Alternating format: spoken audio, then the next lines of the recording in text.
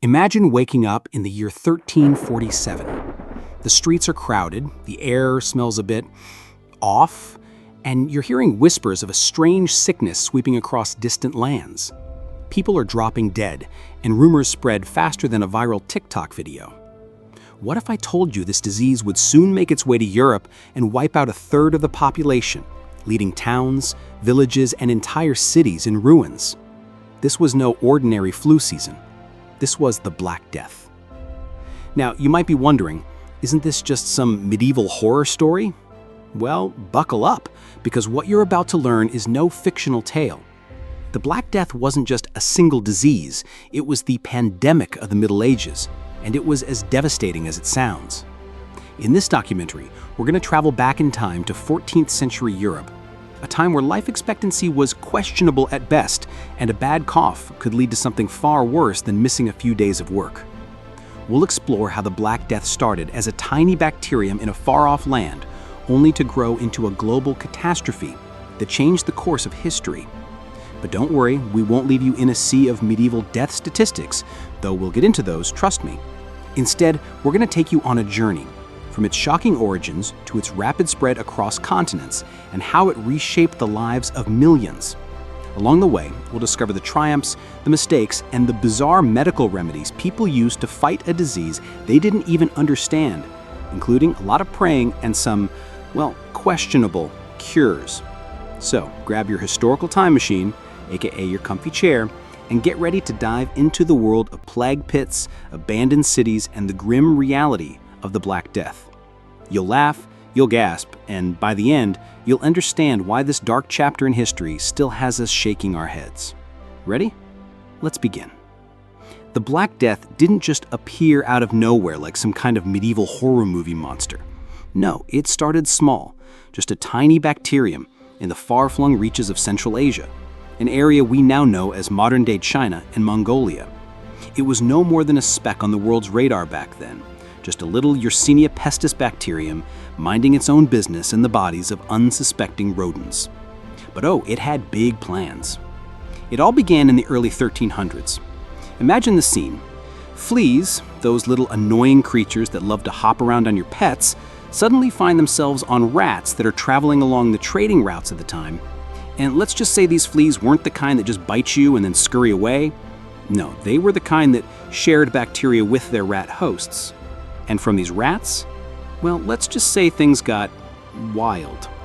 As rats lived and died in their cozy little burrows, the bacteria found its way into the bloodstream of new animals, and sometimes even humans. By the time the plague reached Europe, it wasn't just rats running around. People in cities were getting infected too, thanks to the very close quarters they lived in. You know, rats and people were practically neighbors in some places. But how exactly did this plague hop from Central Asia to the rest of the world?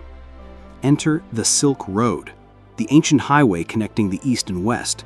This network of trade routes was the internet of the Middle Ages. Merchants traveled from China through Central Asia and into Europe, carting everything from silks to spices, and unfortunately, infected fleas. By the time the plague reached the bustling ports of the Mediterranean, including places like Constantinople, now Istanbul, it had a ready-made path to spread. It wasn't long before the disease made its way to Sicily in 1347, thanks to the Genoese trade ships carrying the deadly cargo of fleas, rats, and their infected human companions. Think of it as an early version of the global supply chain, except this one had disastrous consequences. But what made the Black Death so uniquely devastating? Well, besides the fact that it was a plague, which, is already pretty bad, there were a few things working in its favor. First, this bacterium is a highly efficient killer. It attacks the lymphatic system, which leads to painfully swollen lymph nodes, aka buboes, in your groin, armpits, or neck. Trust me, you didn't want to have one of those. The second part of this nasty equation, it could be spread through anything: air, touch, fleas, and even bodily fluids. So if you were in close contact with an infected person, or even their belongings, you had a high chance of catching it. Now, the question is, was it just bad luck, or were there other factors at play that made the Black Death so unstoppable? We'll dig into that soon, but one thing is for sure, the world had never seen a pestilence like this before. Now that we know how the Black Death started in the distant corners of Asia, let's talk about its epic journey to Europe, where it would leave a trail of devastation like the world had never seen before. Imagine this. It's the 14th century, communication is slow, travel is dangerous, and diseases like this are about as common as a good dentist. So how did the plague travel so far and so fast? Let's unpack the spread part of this disaster. First, let's talk about the trade routes. If you think about it, these ancient roads and waterways were kind of like the medieval highways of the world. But instead of Uber or the friendly local postal service, what was really going up and down these routes? Merchants, caravans, and of course those little unwanted passengers, infected fleas. While merchants were busy bartering for silk, spices, and other exotic goods, they were also unknowingly transporting the plague across vast distances. It all started with Central Asia and its major trading hub, Karakoram, which acted as a jumping-off point for merchants traveling along the Silk Road. As the plague made its way through cities like Samarkand and Bukhara, it quickly found its way onto the backs of rats and fleas, hopping from one host to another. But the real game changer came when it reached the Crimean Peninsula in 1347, where the plague set its sights on the Genoese port of Kaffa, modern-day Feodosia, Ukraine. This was the gateway to Europe. Kaffa was a bustling trade center, and its proximity to the Mediterranean made it a natural point for the plague to hitch a ride to the west. But here's the twist. The disease didn't just arrive by the usual means. According to historical reports and a bit of medieval gossip, the Mongols, who had laid siege to Kaffa, launched infected corpses over the city walls, effectively turning them into the first recorded form of biological warfare. Talk about an unconventional weapon. Once the disease made it to Kaffa, it quickly spread to Italy, first to Sicily in 1347, carried by Genoese ships. These ships, which had once been the pride of Mediterranean trade, now became the harbingers of death. The plague spread like wildfire, reaching Venice and Genoa by early 1348, and it didn't stop there. The Italian ports were major hubs for trade, so the disease spread to almost every corner of Europe. From Italy, it jumped to France, Spain, and England. No one was safe. The cities were densely packed, and the people, well, let's just say they weren't exactly familiar with the concept of social distancing. The death toll in these urban centers was catastrophic. In some cities, the mortality rate reached 50%, meaning half the population was wiped out in a matter of months. Cities like Paris, London, and Florence were utterly decimated. And it wasn't just the cities that were hit. The disease also spread into rural areas, following the flow of people fleeing the cities. The Black Death was like a storm that swept across the landscape, leaving only empty homes, abandoned farms, and a skeleton crew of survivors. And these survivors? They were often left with a lifelong trauma, having witnessed mass deaths of family members, friends, and entire communities. Now, let's pause for a moment and reflect on the speed at which this disease spread. The Black Death didn't take years to make its way across Europe. It moved incredibly fast. It reached Spain in the spring of 1348, and by the fall, it had already ravaged France and England. The plague didn't give anyone time to prepare or react. It was like the medieval version of a viral tweet that everyone saw, but nobody could do anything about. But how did it spread so quickly? Well, part of the answer lies in the movement of people. People didn't just stay in one place during this time. Merchants, soldiers, and pilgrims were constantly on the move. And as they traveled, they brought the disease with them. Moreover, the lack of understanding of how diseases spread, aka germs, meant that people didn't take precautions like isolating the sick or quarantining ships. If you think about it, it's kind of like if someone tried to stop a forest fire with a garden hose. Ineffective, to say the least. In addition to human movement, the climate played a role in the spread. The years leading up to the plague were marked by a little something historians like to call the Little Ice Age, a period of cooler temperatures that impacted agricultural production. This meant fewer crops, food shortages, and, unsurprisingly, a weaker population, more susceptible to illness. The plague didn't just find a fertile ground to spread, it found an already weakened population. By the time it reached northern Europe, the Black Death was already on a mission. It wasn't just a disease, it was a social and economic revolution, a game changer for entire societies. and by the end of 1351, the disease would have claimed up to 30 million lives across Europe. But it didn't stop there. The Middle East and North Africa also felt the sting of the plague, with Egypt and Persia experiencing horrific death tolls. By the time the Black Death had made its grim way through Europe, it had completely redefined what life was like in the 14th century. The economic, social, and psychological consequences of this disease were as profound as the death toll was staggering. Imagine a world where entire families, villages, and even cities were wiped off the map, where businesses were abandoned, farms lay fallow, and the very fabric of society seemed to unravel. This is the reality the Black Death created. Let's start with the most obvious consequence, the sheer number of people who died. It's hard to fathom just how devastating this plague was, especially when you consider that 1/3 to half of Europe's population was wiped out.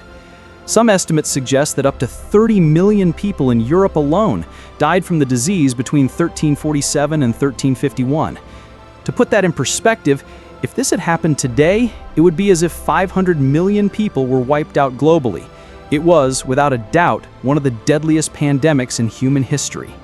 Entire towns were left desolate, with only the occasional survivor roaming the streets. In places like Florence, Venice, and London, the death tolls were so high that bodies piled up in the streets. Families were torn apart, as husbands, wives, and children all succumbed to the disease. The lucky ones, those who managed to survive, faced the harrowing task of burying the dead, sometimes without even the luxury of proper burial rites. It's said that in some areas, mass graves were dug to cope with the overwhelming number of bodies. Talk about a grim sight. With so many people dying, Europe's economic systems were in chaos. Imagine a marketplace where only a handful of buyers and sellers remain. That's what happened. Labor shortages became a huge issue. Farmers, artisans, and tradespeople were wiped out, leaving entire industries in disarray. You could say the plague really reshuffled the workforce, but in a way that was nothing short of catastrophic. Now, you might think that labor shortages could mean higher wages for the lucky few who survived. And you'd be right. As demand for workers soared and the supply of labor dwindled, wages for the common folk shot up. It was almost like an unintentional medieval version of minimum wage legislation. But here's the catch. Many businesses were either too scared to operate or simply couldn't function at full capacity, and the economy as a whole ground to a halt. It wasn't just the peasants who were feeling the pinch. Even the landowners and nobility suffered because the once reliable workforce was decimated. Agriculture also took a massive hit. Fields went untended, crops rotted in the ground, and famine wasn't far behind. It wasn't just the Black Death itself that led to economic decline. The aftermath, with food shortages and a lack of manpower, kept the economy in a state of despair for years. For those who survived, food was scarce, prices soared, and life became a constant struggle to rebuild. The old way of life, based on agriculture and labor-intensive industries, was simply gone. Let's be real. When you experience something as horrifying as the Black Death, it messes with your head. People didn't know what caused the plague. Heck, they didn't even know what a virus was. So, how did they cope with the sheer terror of it all? In many places, fear led to superstition and religious fervor. Some believed that the Black Death was a punishment from God, sent to punish humanity for its sins. In Germany, groups of flagellants, people who whipped themselves as an act of penance, emerged, hoping to appease God and stop the plague. Religious leaders didn't exactly help matters either.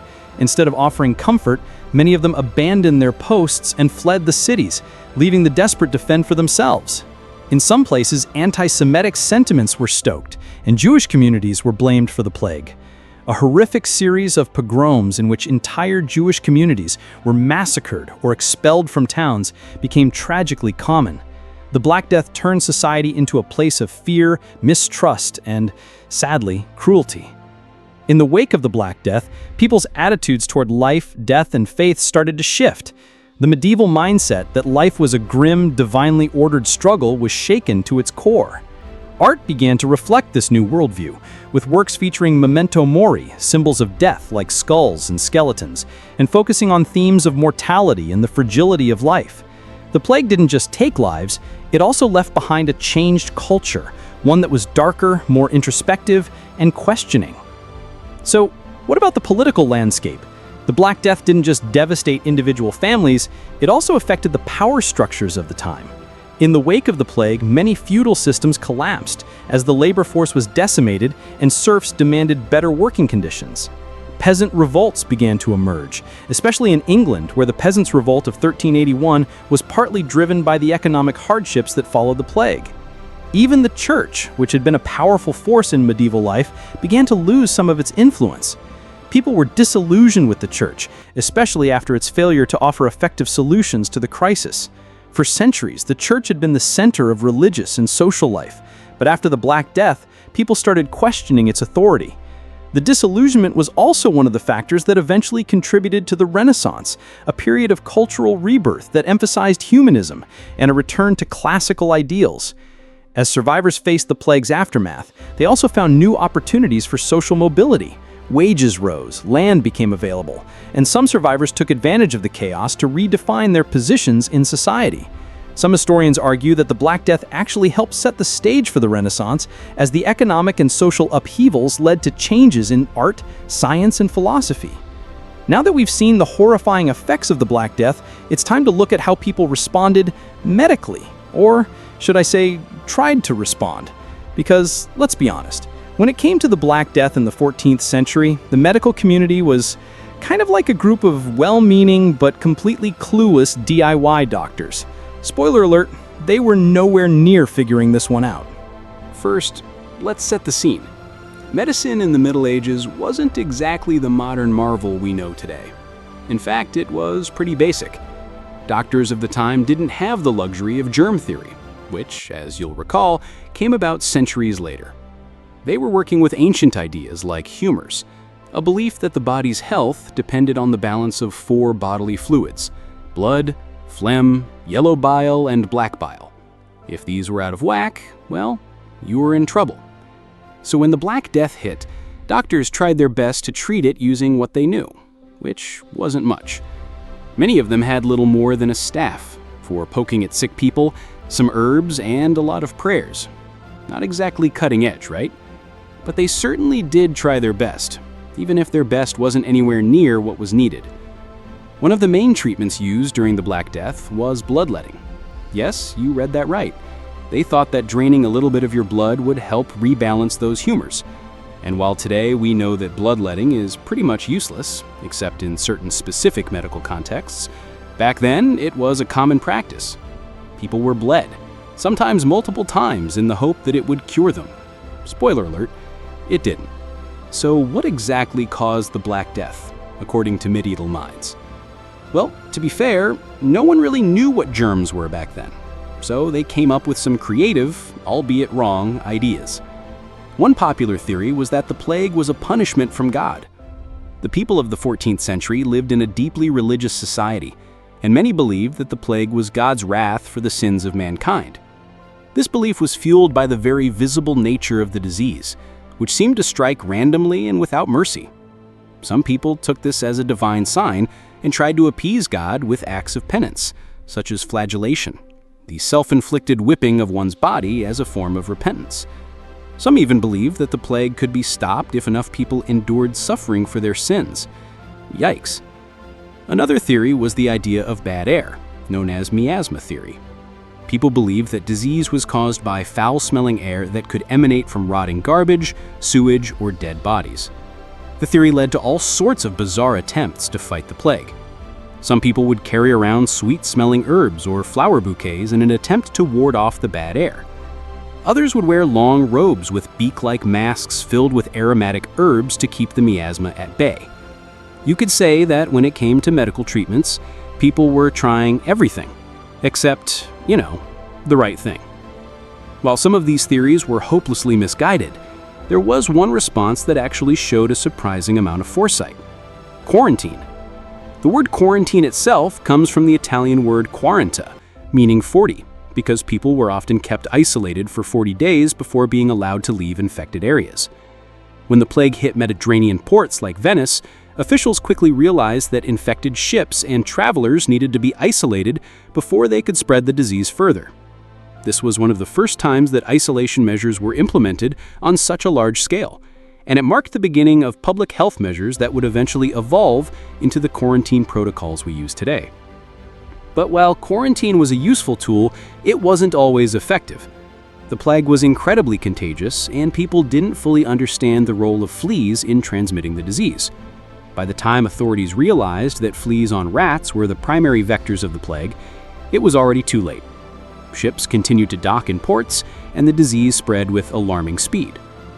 Meanwhile, the church, the institution that was supposed to be the moral and spiritual guide of society, was also involved in responding to the Black Death, but not always in a helpful way. In fact, many of the clergy fled the cities as the plague worsened, abandoning their flocks when they were needed the most. This wasn't exactly a great look for the church, and it led to a lot of disillusionment among the people. Many wondered, if the church couldn't protect them from a disease, then what good was it? But however, the church did try to provide comfort in the form of prayers and rituals. People flocked to monasteries and churches seeking divine intervention. Some believed that if they prayed hard enough or made enough offerings, God would spare them from the disease. But as history shows, the plague wasn't swayed by prayers, and soon people began to lose faith in these spiritual solutions. Now let's talk about those plague doctors. You know, the ones with their long, bird-like masks and top hats. They were the ones who bravely stepped into the danger zones to care for the sick. But if you were expecting an actual doctor, well, you'd be disappointed. These plague doctors were often not really doctors at all. They were more like medieval health bureaucrats with little medical training, sent out to care for the infected. Their signature beak masks were designed to hold herbs, which, as mentioned earlier, they thought would protect them from the bad air or miasma. But in reality, these masks did little to stop the disease. In fact, they probably looked more intimidating than anything. Now that we've covered the devastation of the Black Death and the medical confusion surrounding it, let's turn our attention to how people responded to the crisis. And believe me, the responses were as varied as the disease itself. From quarantine measures to religious processions, medieval Europe tried everything they could, even if they weren't entirely sure what they were doing. But like any crisis, the Black Death forced the world to come up with some early solutions, some of which we still use today. As we've already seen, one of the most forward-thinking responses to the Black Death was the implementation of quarantine. But let's take a deeper dive into how this early form of public health worked or didn't work. When the plague struck the port cities of Venice and Genoa, local authorities quickly realized that infected ships and travelers posed a significant threat to public health. They introduced isolation measures that kept people in their homes or confined to specific areas for 40 days, effectively creating a waiting period to see if they developed symptoms. This was the first time that a quarantine system had been applied on such a large scale. While it wasn't perfect, again, they didn't know about the fleas and rats, it was an early example of social distancing and isolation as tools to control disease transmission. This system wasn't just limited to cities, whole villages were sometimes isolated and entire neighborhoods were walled off to stop the spread. In some cases, infected people were even locked in their homes with no way of getting out. It was harsh, but in the absence of modern medicine, it was one of the few tools available to limit the plague's reach. Of course, no medieval crisis would be complete without some form of religious response.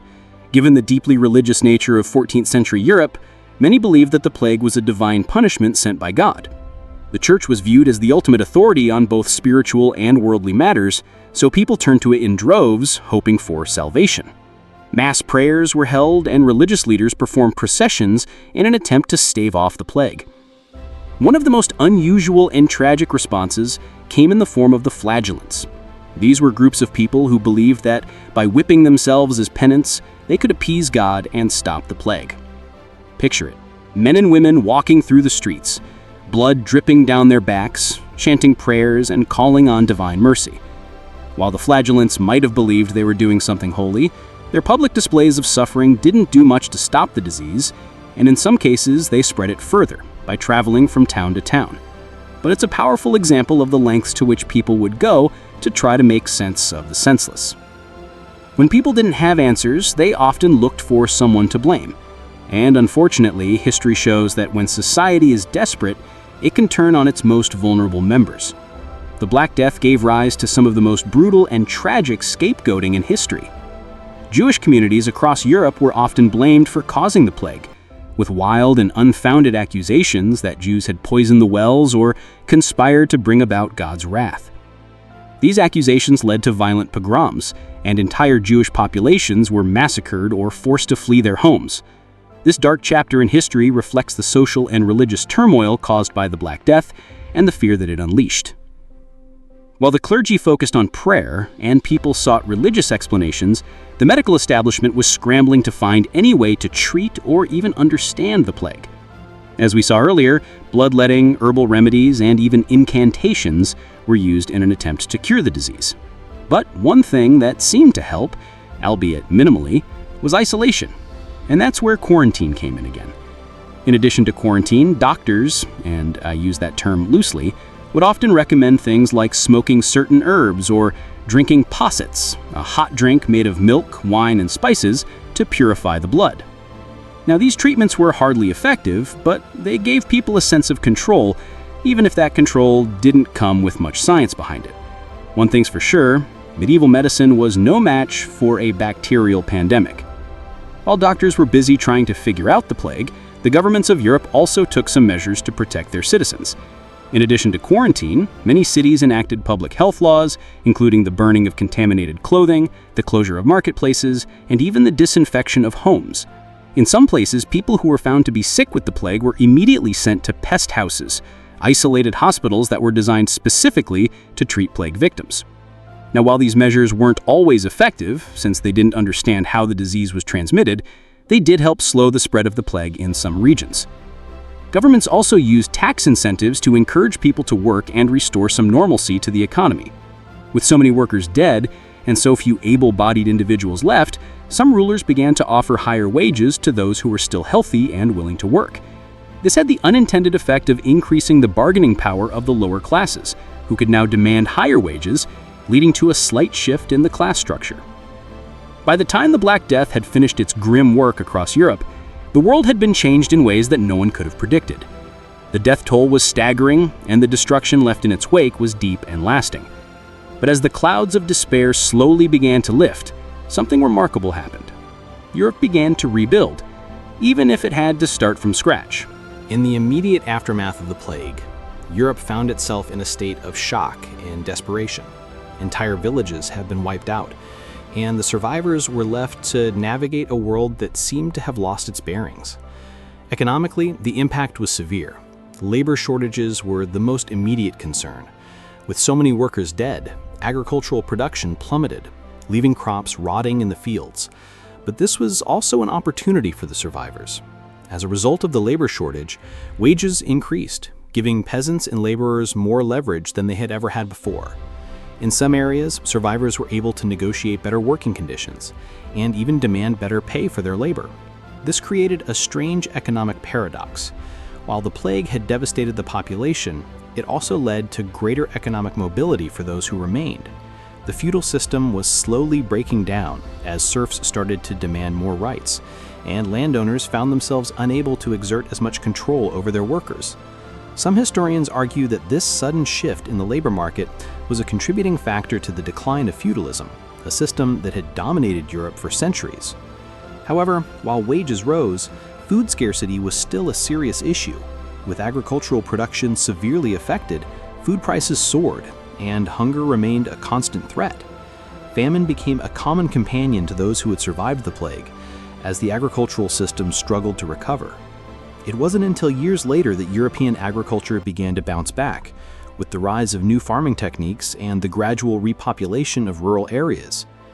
While Europe was reeling from the immediate economic shock of the Black Death, the long-term recovery was more complicated. Population growth began to recover, but it was slow. Cities like Florence, Paris, and London, which had been hit hard by the plague, took years, even decades, to return to pre-plague population levels.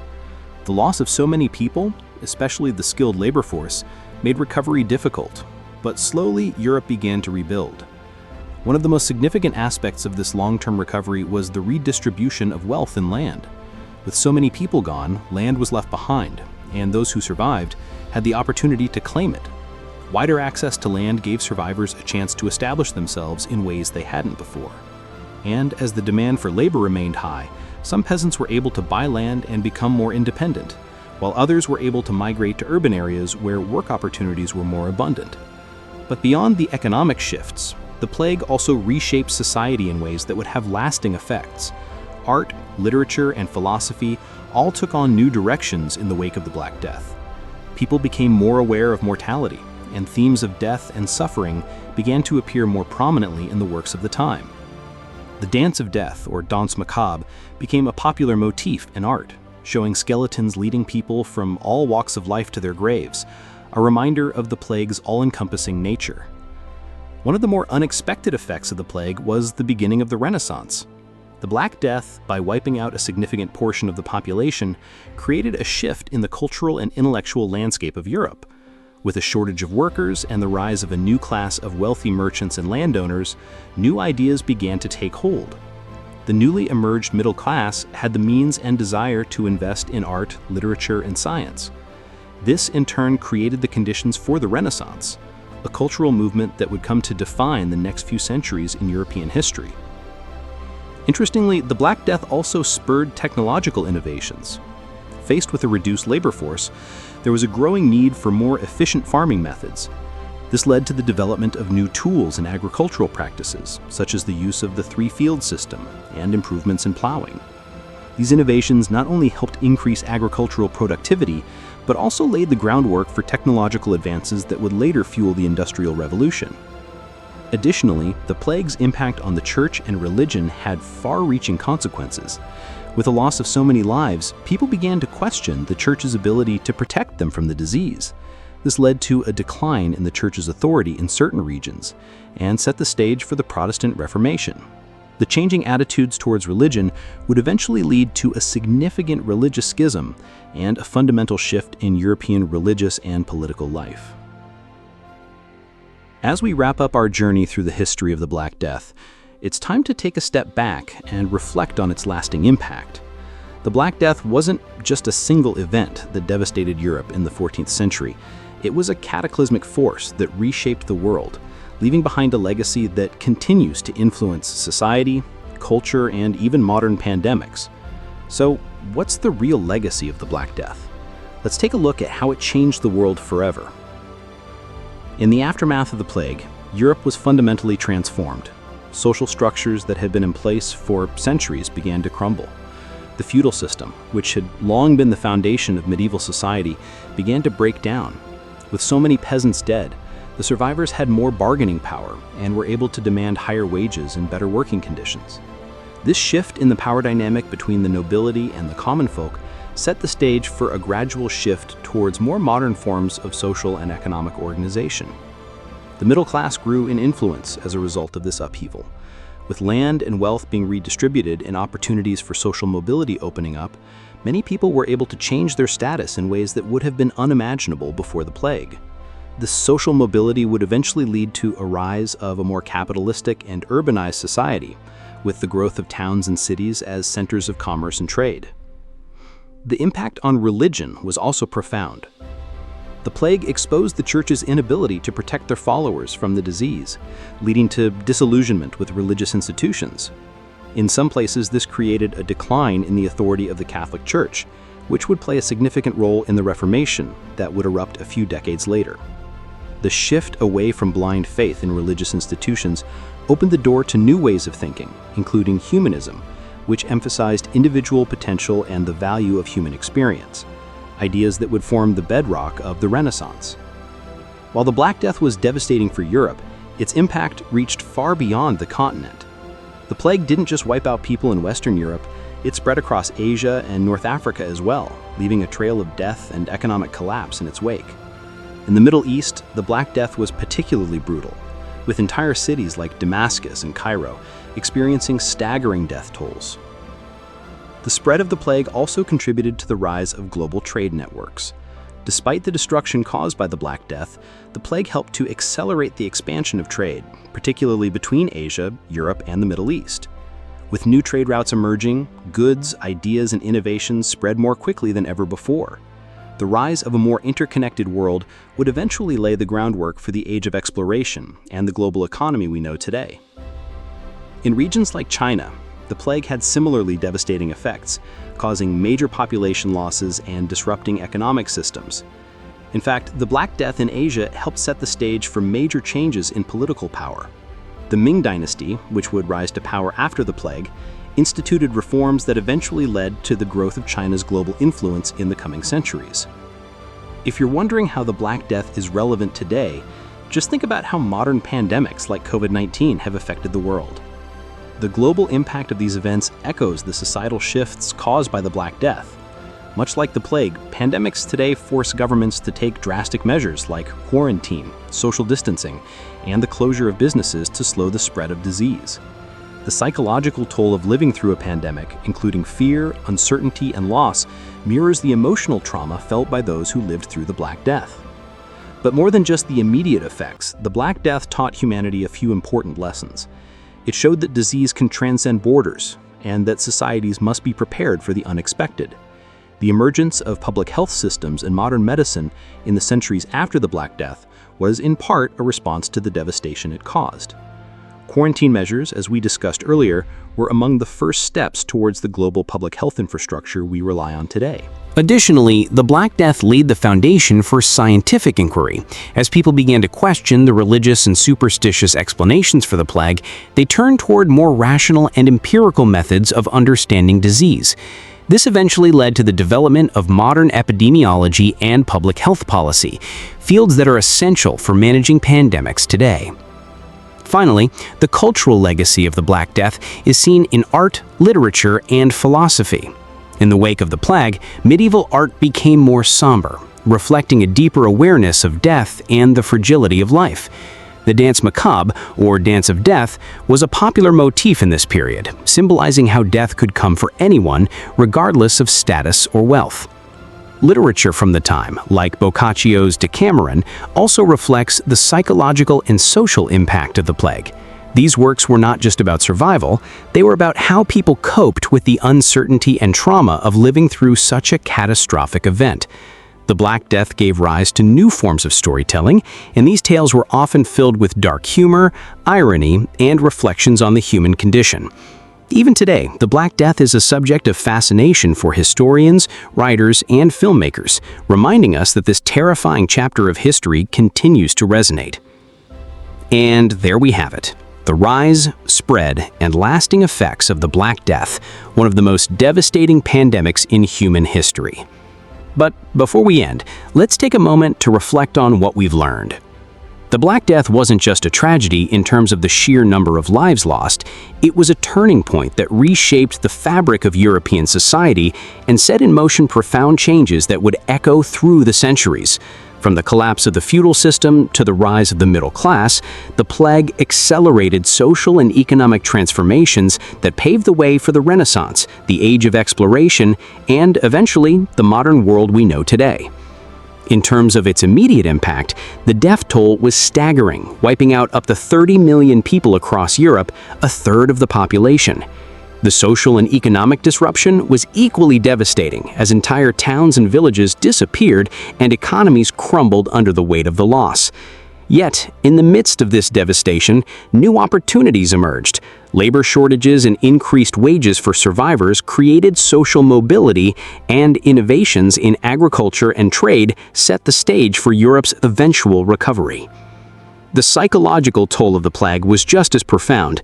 Fear, superstition, and religious fervor ran rampant as people tried to make sense of the seemingly senseless. But in the long term, the Black Death changed people's relationship with death, religion, and the world around them. It sparked a new way of thinking that contributed to the rise of humanism and the cultural revolution of the Renaissance. So, what is the legacy of the Black Death? It's not just about the loss of life or the horror of the disease, it's about how humanity adapted, learned, and grew from this catastrophe. The plague reshaped society, kick-started scientific inquiry, and left behind a cultural imprint that continues to influence us today. From public health systems to art and literature, the Black Death was a defining moment in world history and a reminder of the unpredictable forces that can shape our future. As we look back at the Black Death, it's clear that history has a way of repeating itself, or at least giving us a chance to learn from it. The next time we face a global crisis, maybe we'll be a little more prepared to face the storm. Thanks for taking this journey through time with us. If you found this documentary fascinating, don't forget to like, comment, and subscribe for more historical deep dives. And as always, stay curious. The past has so much to teach us.